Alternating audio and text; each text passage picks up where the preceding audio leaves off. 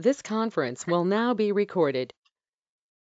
Well, good morning, everybody. Welcome to the Board of Commissioners meeting for Lake Stevens Sewer District. It is December 9th, which is a Thursday, 2021. It is 9 a.m. in the morning. And as we get ready to start everything this morning, just a few things as we normally do that we go through with as we start a meeting. So with that being said, I'll go ahead and read our usual statement we have been doing for the last 20 plus months. So good morning again, commissioners, staff, citizens. Since this is a hybrid meeting, there are some initial comments that are appropriate. As required by the governor's March 24th, 2020 proclamation, the Lake Stevens Sewer District has held its commissioner meetings remotely using the GoToMeeting platform. Well, this has occurred for more than a year. We are glad to be able to ensure continuity of business operations and are excited that we are now moving into what we would consider a hybrid type meeting as we safely work to get back to normal in-person meetings. So members of the public who are participating in person or remotely, we are very grateful for your support and patience while we work through this interim way of doing business. As required by the Snohomish Health District's August 10, 2021 directive, masks are required regardless of the vaccination status while attending this meeting in person. Individuals choosing not to wear a mask will be asked kindly to leave the meeting and join us remotely, or we do have masks that we supply at the desk if you would put one of those on. Members of the public have been invited to join in person in accordance with CDC and state coronavirus guidelines and via the virtual meeting platform GoToMeeting. We're going to handle the public comment section of our agenda in the following ways. First, any comments, questions, concerns that anybody may have and want to ask the Board of Commissioners, and were directly given to our sewer district customer service or otherwise emailed in a sufficient manner will be read during this public forum aspect. Secondly, during the meeting, any remote participants wishing to comment during the public forum may use the chat box feature wishing to comment during the public forum, and they will be given the opportunity to provide that comment to us.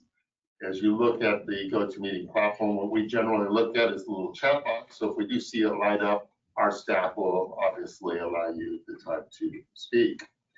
And finally, anybody in person that wishes to make comments, concerns, or questions to the Board of Commissioners, we'll give you that opportunity to make those comments. We do ask that everybody speak one at a time, even though this is a recorded meeting. We do take some notes so we can put those in the official minutes.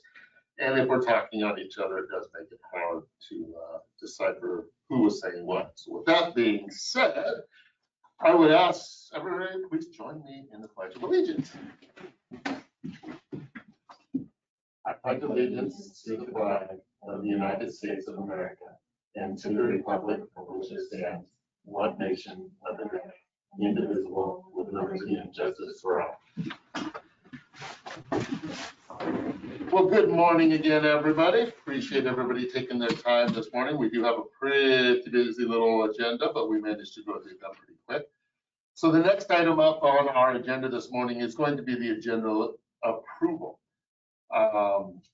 I would only ask this morning just one slight deviation. So we have under item 7, the state auditor's office is going to be giving their financial exit report for 2020. I would just like to move that up after the approval of the agenda. We'll make that the new number 4 before we do any consent items, so we can get these folks, going this morning. They can give the report because I'm sure they're just as busy as everybody else. So that would be the motion that I would make to make a change to the agenda. I'll make a motion to approve the agenda with the corrected changes. So there is motion on the floor for that. I'll second. It has been seconded. All in favor? Aye. Aye. Aye. Perfect. So, okay. So moving down to the new number 4, which is going to be the State Auditor's Office 2020 Financial Audit Exit. And I'm going to turn it over to them. I see both of them up there on our virtual wall we have going, and we appreciate you folks taking the time this morning to be able to give us the audit results. Great. Well, thank you so much for having us today. My name is Courtney Amundsen. I was the audit supervisor throughout the audit this year. With me is Michelle Melso, and he was the audit lead. Christina Baylor, unfortunately, she likes to come to at least either the entrance or the exit, but unfortunately there was a family emergency, so she apologizes for being out today, but she is aware of everything that's been going on, and she's actually sad to not be able to present the report or results because we have some very good news today. So, but you are all familiar with her. So she's been a part of the audit, obviously, for many years. So I have the presentation up on the screen. We also, along with this, have provided a packet of information. It's just a supplemental packet that provides all the same information that we're going to be presenting to you, so you don't need to go through it, but it's there for you for future reference, or if you have any questions at a later date, you have all that information there. So we just wanted to make sure that you were aware of that. So as we get started, there we go. So whether you are new to the audit process or you have been through one in the past, which I believe everybody here is very familiar with our audits, understanding the audit results is important to establish and maintain good government. Our audits help build trust in your organization by letting you know whether things are working or whether there are areas that might need fine-tuning. Audits can shine a light on areas that are important to your citizens, your external stakeholders, and your own employees. Secondly, as an independent organization that conducts over 2,600 audits of the state and local governments each year, our audits can be relied upon to provide transparent results directly to citizens. And then lastly, audit recommendations are made to assist your government in continuing to improve the efficiency and effectiveness of its operations. So our goal today really is to make sure that you understand the results of our audit and that we answer any questions that you might have. So this year our audit was just a financial statement audit. We conduct an accountability audit every other year. So this is the year we only conduct the financial audit. And so with that, I'm going to turn it over to Michelle, and he's going to discuss the results of that audit. Thank you so much, Courtney. Again, thank you for taking the time today to allow us to come and present the result of the audit. As Courtney mentioned earlier, this year what we did, we performed only the financial audit, and the audit period was for fiscal year 2020, January 1st to December 31st of the year. I'm going to give a brief objective here of the financial audit.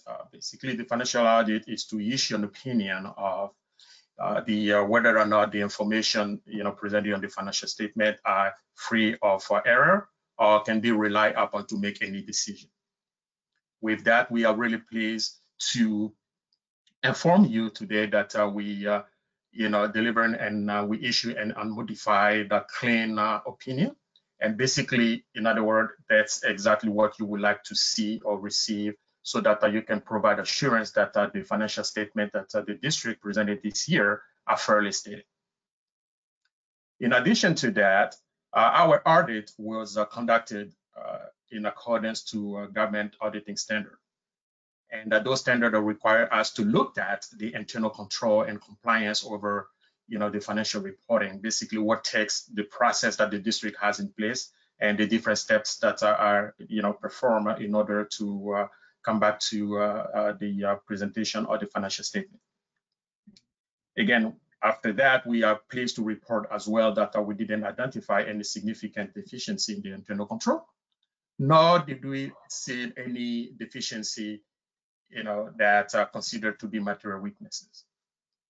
Finally, we also looked at if there was any non-compliance that was material to the financial statement, and we are pleased that we noted no compliance or instances of non-compliance in those areas as well. So really great job to the district.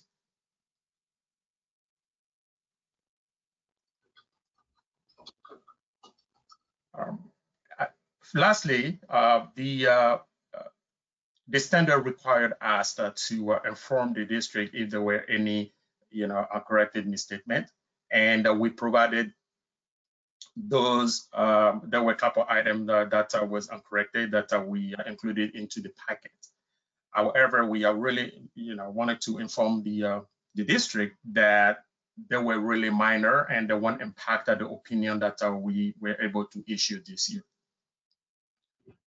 We also wanted to share with you that there was no material misstatement in the financial statement that are corrected, and we wanted to make sure that we bring it up to your attention as well. So really, really a clean opinion this year, and we really wanted to, give a kudos to the district on that. Any question, anything at this point?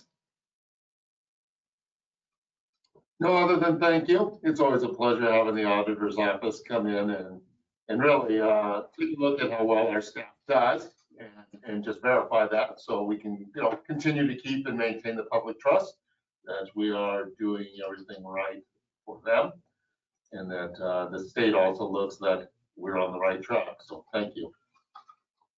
With that, I'm going to pass it over to Courtney. Thank you so much. Thank you. So I just have a couple of closing remarks. One thing I also wanted to point out on the fact that it was clean. Typically, it's very common to have minor recommendations. We actually had no recommendations at all for this audit. So we just want to commend the district for the work that they did to prepare their financial statements. That's great. Just a couple of closing remarks. We provided an estimate during our entrance conference and in the engagement letter for the cost that we anticipated. It looks like we're going to come in about $1,000 under that budget due to the efficiency of the district as well as performing the audit remotely. So that's always nice to be able to come in under budget.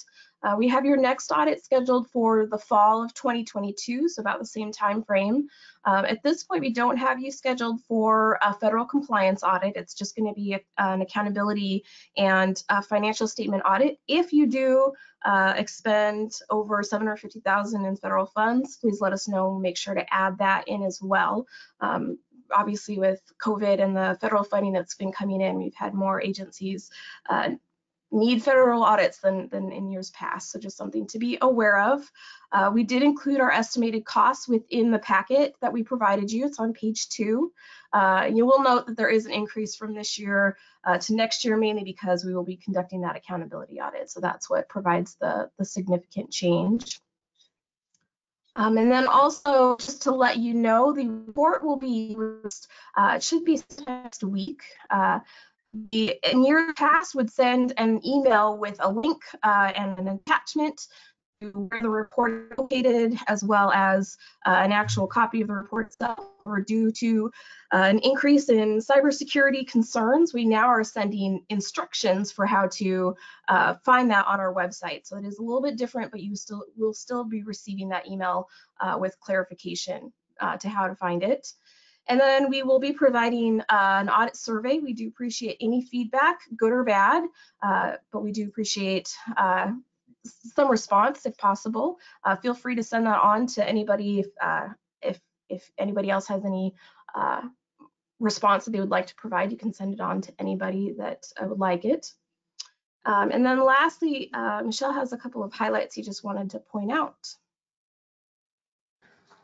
Thank you, Courtney. I really would like to take the opportunity here to thank the district, the entire staff for the collaboration, throughout the audit. I especially wanted to extend my appreciation to Mariah Lowe, the general manager, and Michelle Bowman for their continued patience, collaboration, and more importantly, constant communications throughout the audit. I really wanted to say thank you again for your help, your support to really, be able, especially with the document request turnaround, making sure that all the answer with question or any follow-up were really taken care of. And with that, I really wanted to thank you for your professionalism. I really do appreciate it. So thank you so much.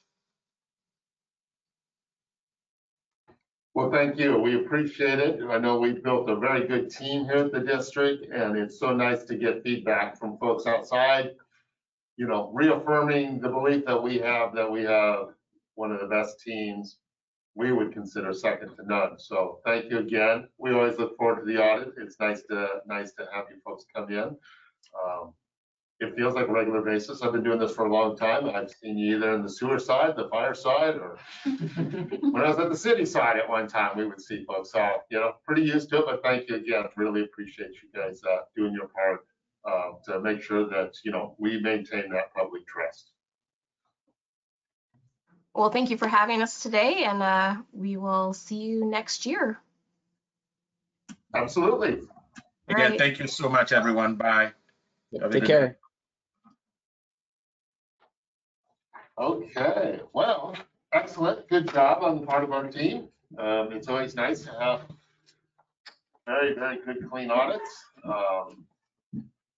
We're just fixing something on our screen real quick. If you guys didn't see that, it just popped up, just something that's kind of, we couldn't see the virtual wall with all you folks there. I don't know if it was an update trying to pop up on one of our laptops, but we've now cleared that off. So with that being said, we are moving on down the agenda. I've changed it, as you all know, so there are some numbering differences. So if I get off track, don't hesitate to correct me. We're going to call the next item up, number 5 on the agenda now, which is going to be the consent agenda items.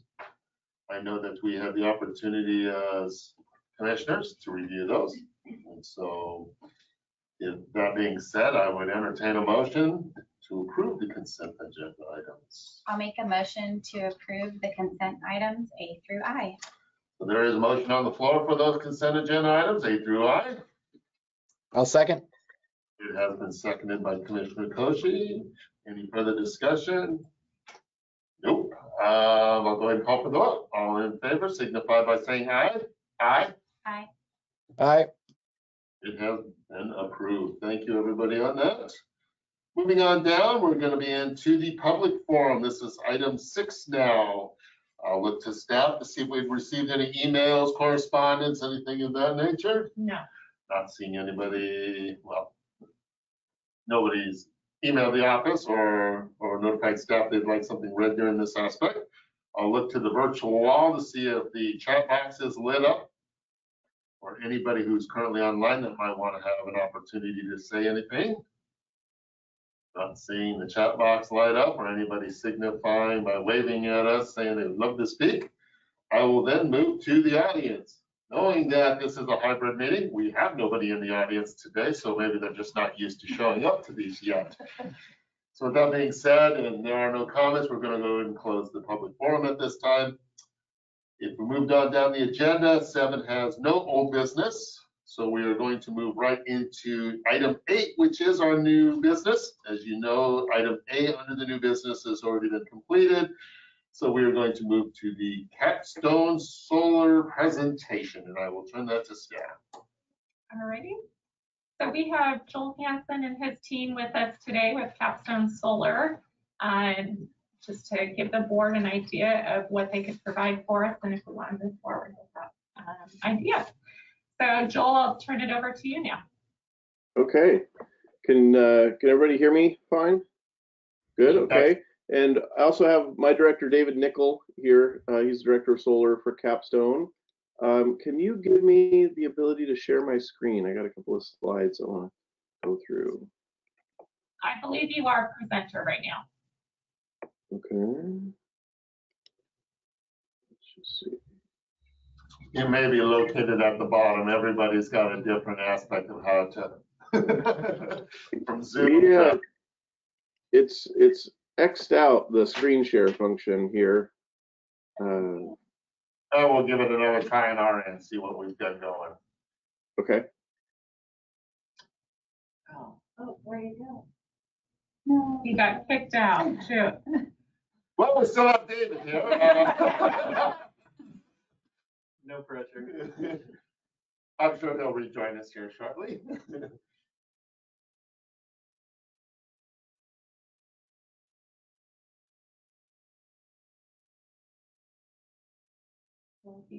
And Joel does have a unique curse when it comes to technology, so. Yeah, no worries. Okay, he's come back in, or at least I see him All right, around.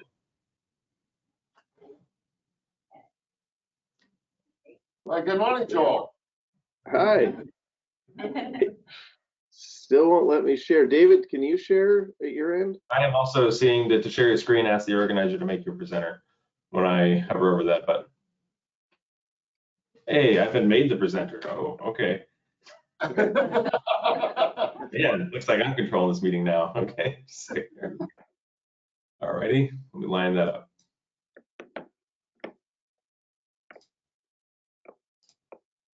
Just gonna.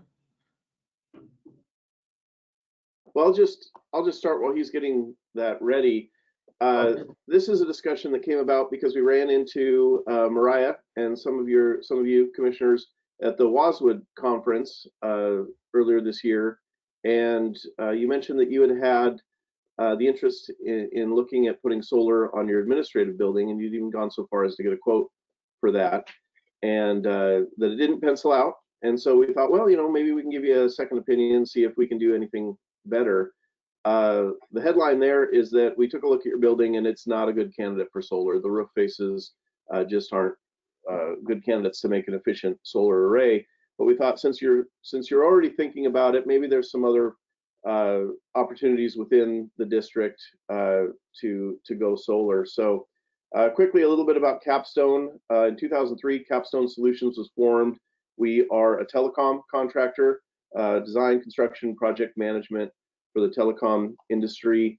We've developed and built over 200 microgrid systems across the country for our telecom clients to the 5 nines reliability standard, and that means that 99.999% of the time, the cell phone companies, they want their towers to work. And if you know there's 525,600 minutes in a year, that means we get just over 5 minutes of unscheduled downtime per year on our projects.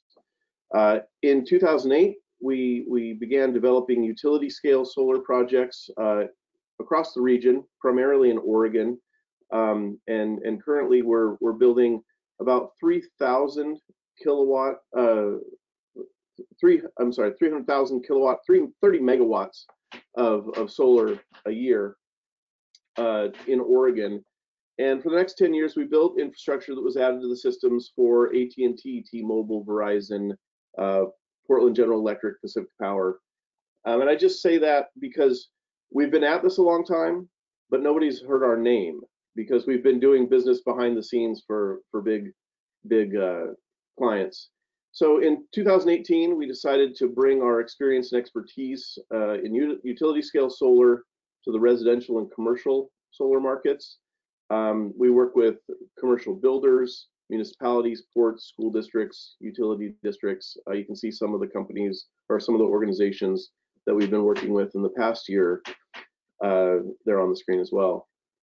So we looked at your system, knowing that you're a sewer district and sewer treatment plants are big energy users. We thought there might be some opportunity at your sewage treatment plant. One of the first things we did, we got your bills for the past few years, and we called up SNOPUD to see what's happening with your rates.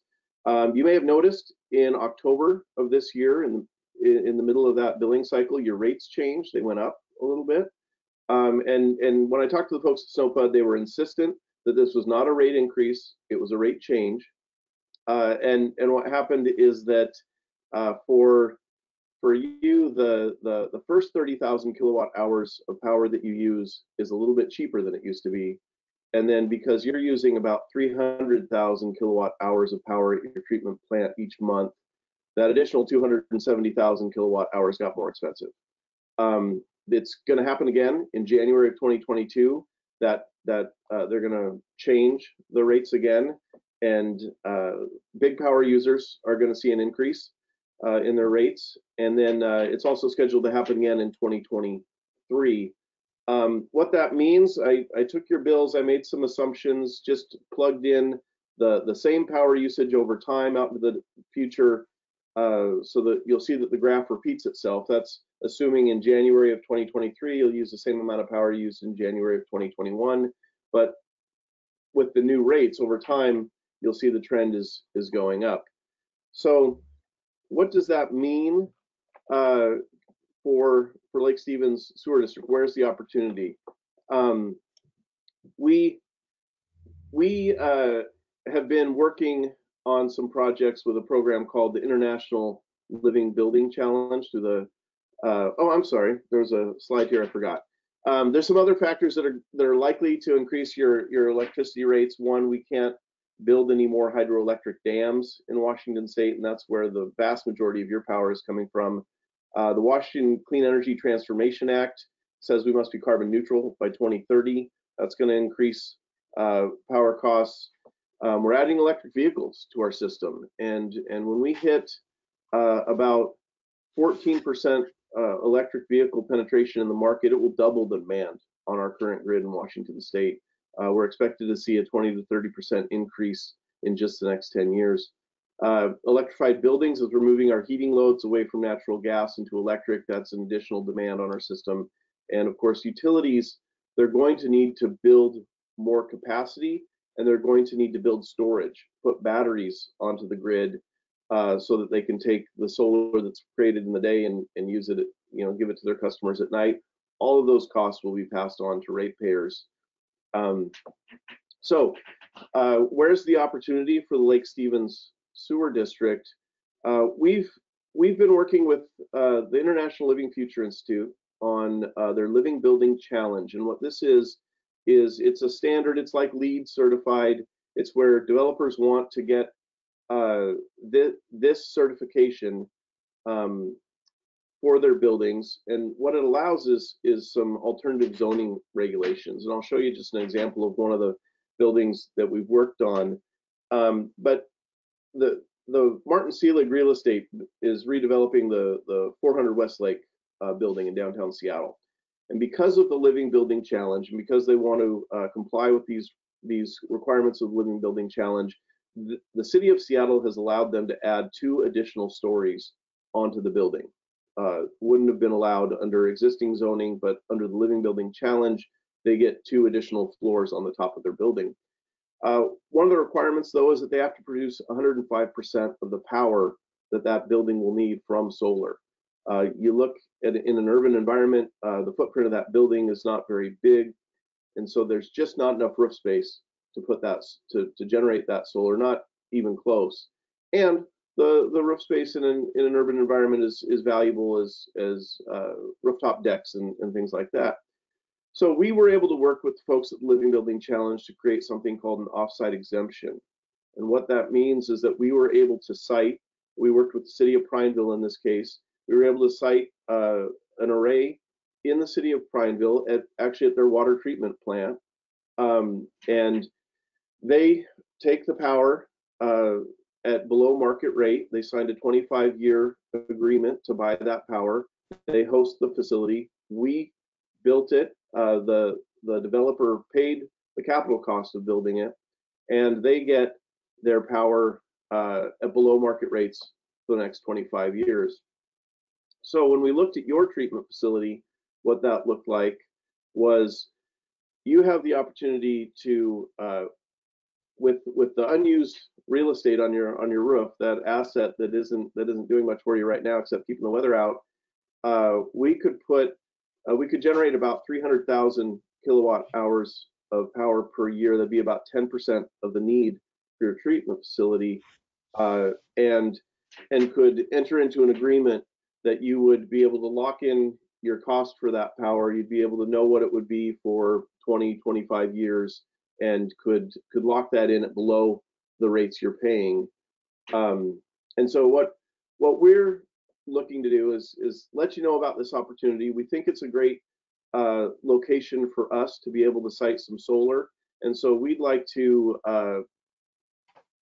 continue a conversation with your general manager and your staff to work out the logistics of what an agreement might look like, find out where a price point would be attractive to the district, so that when we're approached by developers and they need 300,000 kilowatt hours of solar a year for a project that they're working on, we can say we have a location for it and we're ready to go.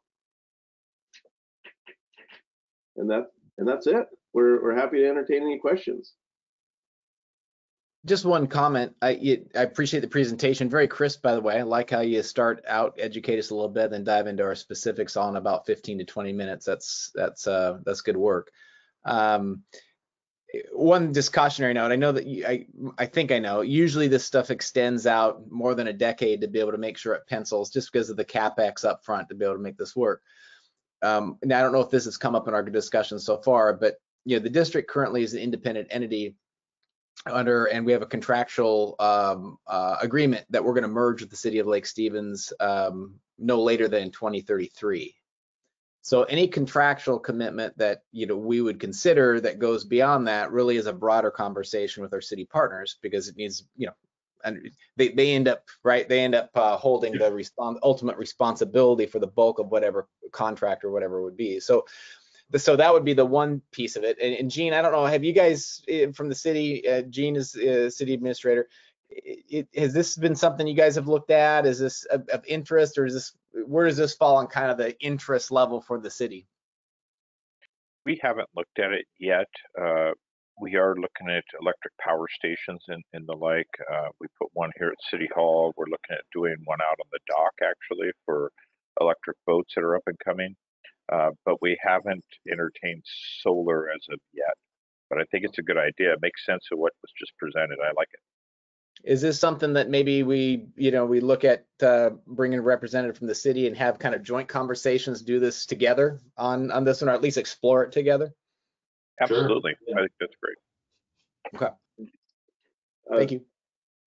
Yeah, this, just like I mentioned, we worked with the International Living Building Institute to develop this offsite exemption.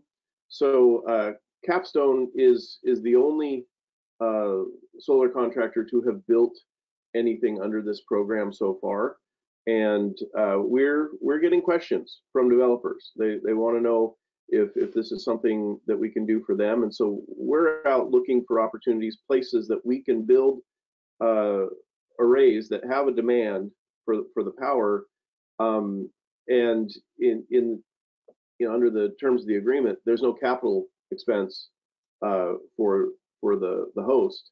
It's just signing the contract to purchase power at below the rate you're paying. So it seems like a win-win to us. We get to build cool stuff. The developers get to build bigger buildings in urban environments where we know we need to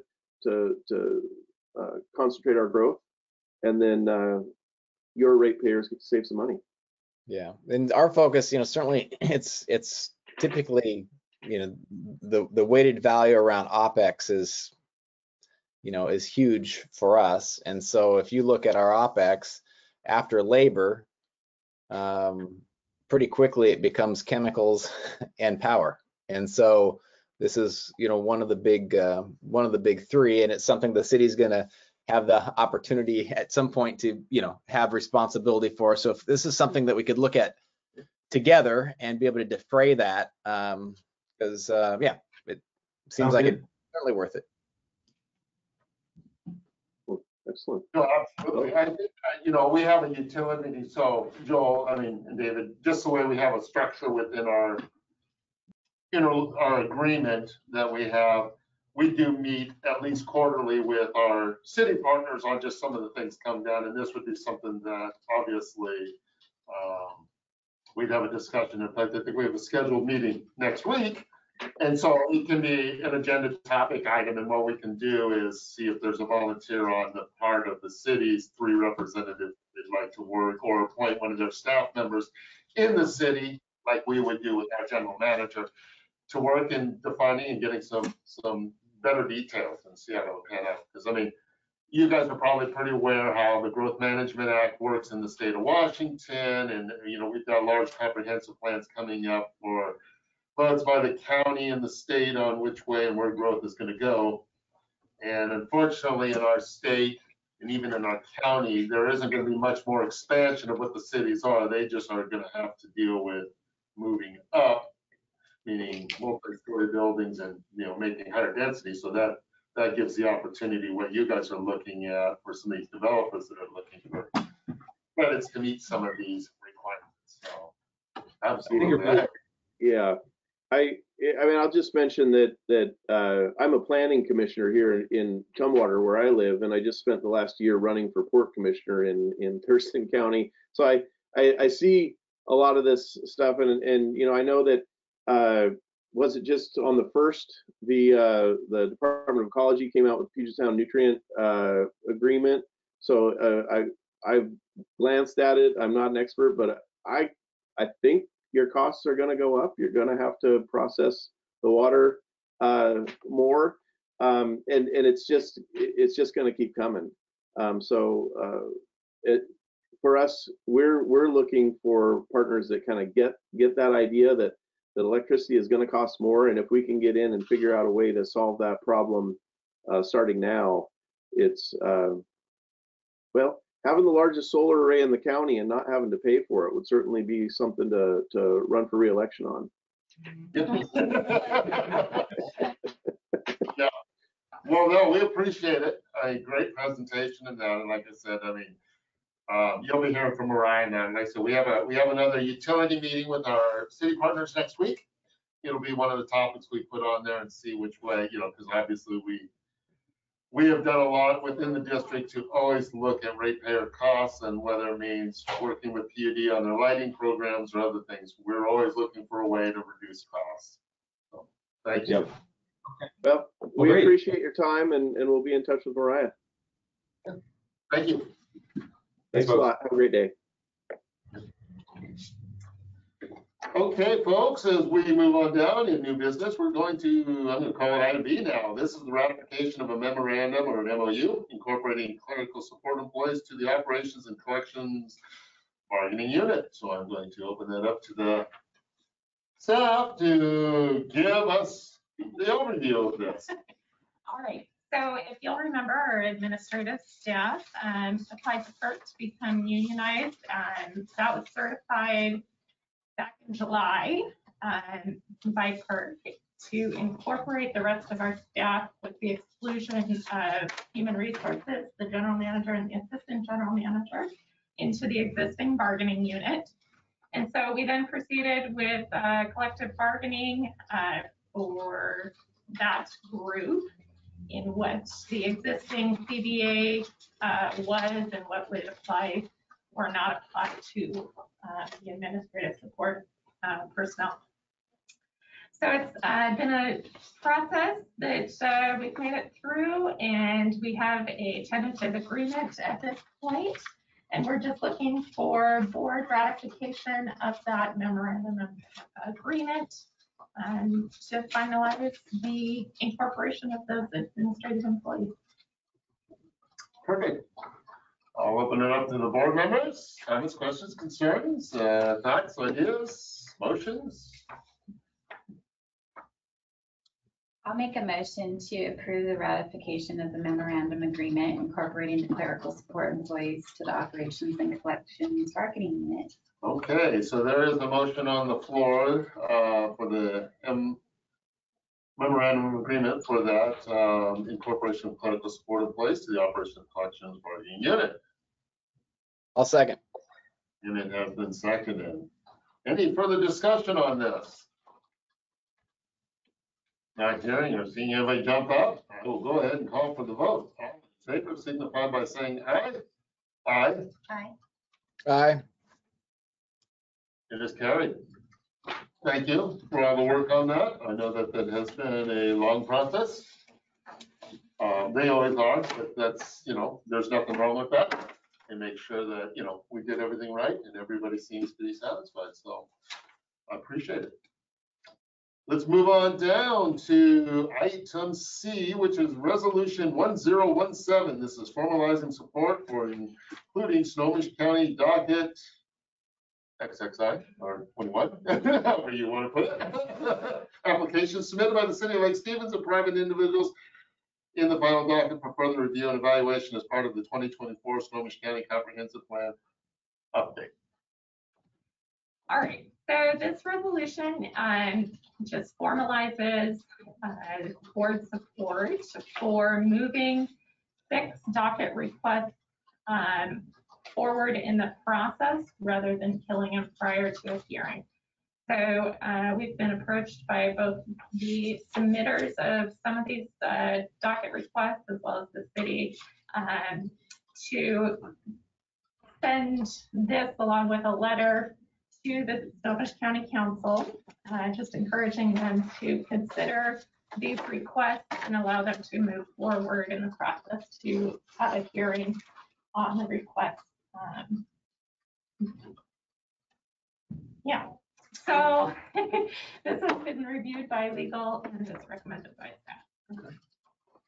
Well, for me, I just want to say, I mean, as we open it up to this, I mean, this is something that has an obvious effect on the entire Lake Stevens community. And it's something that we have spoken about before, especially in regards to UG expansion, which these are, you know, they're part of the UG expansion, which not only the city of Lake Stevens, but the district itself is reliant on, obviously, new development coming in.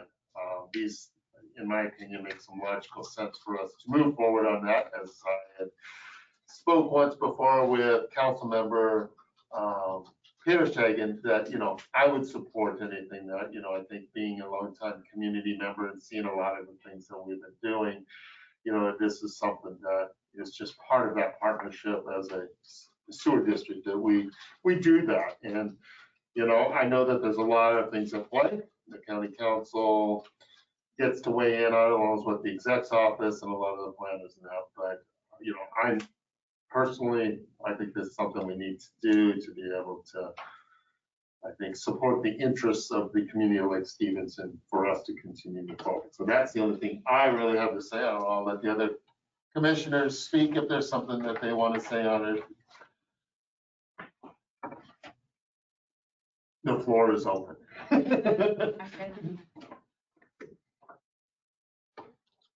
I'll make a motion to approve resolution 1017, formalizing the support for including Snohomish County docket 21 applications submitted by the city of Lake Stevens and private individuals into the final docket for further review. Okay, so there's a motion on the floor to approve resolution 1017 as stated. Look for a second on that. I'll second. It has been moved and seconded for that resolution 1017, which is in support from the Board of Commissioners for Lake Stevens Sewer, working with the private individuals in the community along with the city of Lake Stevens, and putting forth information on the 2024 comprehensive plan update. Any further questions, comments, concerns by my fellow commissioners? Don't see hearing any of them. When I say seeing, I'm looking at the virtual wall. So I look to Commissioner Koshi, and if he waves his head side to side with the general indication of no, I know that I can move on. So with that being said, I'll go ahead and call for the vote. All in favor, signify by saying aye. Aye. Aye. Aye. It has carried. Resolution 1017 is approved by the Board of Commissioners. We thank everybody's work on this. Jean, please extend that to the city council members too. I don't see Commissioner Peters or Council Member Peter Shagan on here this morning, but I told him once before that I was, you know, in support of that. So, and as you can see, the rest of the members are. So, you know, I'm sure this is just the beginning. There will be some more work behind the scenes. So, thank you again on that. So, as we move on our agenda, of course, I just lost my agenda and all my paperwork. I may have to look to Commissioner Stevens says, we're down to the manager's reports, man. We're just moving. So let's turn that over to staff. We'll start there. All right, for my report, we've got $1,017 in the caring by sharing account. That's enough to help 11 families. Our plant flows right now are at 3.5 million gallons a day. We are still working on getting our calcium carbonate pilot project started. The delivery of the tank and equipment should be about 2 to 3 weeks out. So we'll be hopefully up and running by January, mid-January. We're supposed to have vehicle delivery today of 2 of the trucks that we had ordered for this year. So hopefully that really does happen. A reminder that we have the utility meeting on the 14th at 4 p.m. and then that our next board meeting will be a special meeting on the 22nd. Wednesday. On Wednesday, Correct. And our accountant 3, we got quite a few applicants that we're excited about. So we're starting interviews next week for that position. And then as you, I'm sure, are aware, College J did issue the Puget Sound Nutrient General Permit on December 1st, and it is effective January 1st of 22. They did create a moderate category rather than just dominant and small loads. We do fall in that moderate category now. They did raise our total inorganic nitrogen limit, as we were hoping for, to 127,000 per year. So we will be working towards that number. And then one of the other changes, a few of the sampling requirements got reduced in frequency. So that's also good news for us. So we will be working on our notice of intent to Ecology. We have 90 days to get that submitted to them since they issued it. And so we will be rocking and rolling soon. All right, and I think that's it, unless you have any questions. No, other than just, I think on the special meeting, we have to have elections for next year as far as the new presidente on the virtual wall. He just doesn't know it yet, but I think I know. I'm sure we have the votes to make him the president. There's a reason why I can't get off mute. Yeah. No, that's just the only thing, but no, appreciate it. Thank you. Look forward to it. Let's say we'll probably have a couple things on the next week's agenda. And just remember, yeah, like I said, it's the next meeting, regular meeting had been moved because of the holidays coming in. For those that are joining us and don't understand why we've kind of deviated from the usual Thursday. So that just because we're accommodating the holidays. So let's look to the assistant general manager. I know he's got to have something. So we've issued 469 permits and have collected 466.59 GFCs for the year. Unfortunately, we did discover another sewer spill on November 29th. Angeline and I were conducting a warranty bond inspection on an older plat, the Einhot plat on Davies Road. And we discovered that the contractor out there had never removed the plug that we make them install during construction. Never removed that plug, so it caused the sewer spill. We don't have a good gauge on how long it was spilling because that plug is, our warranty period is 2 years. So that plug could have been in place for as long as 2 years. But from homeowner accounts, it sounds like it had been intermittent for about the last month. So we are assuming that the plug dislodged itself and then became relodged later. But it took staff about 2.5 hours to get the plug out and remedy cleanup after the problem. So in our bond release, we're requiring the developer, the owner of that plat, to replace some of the storm filters that were contaminated by wastewater as part of our bond release.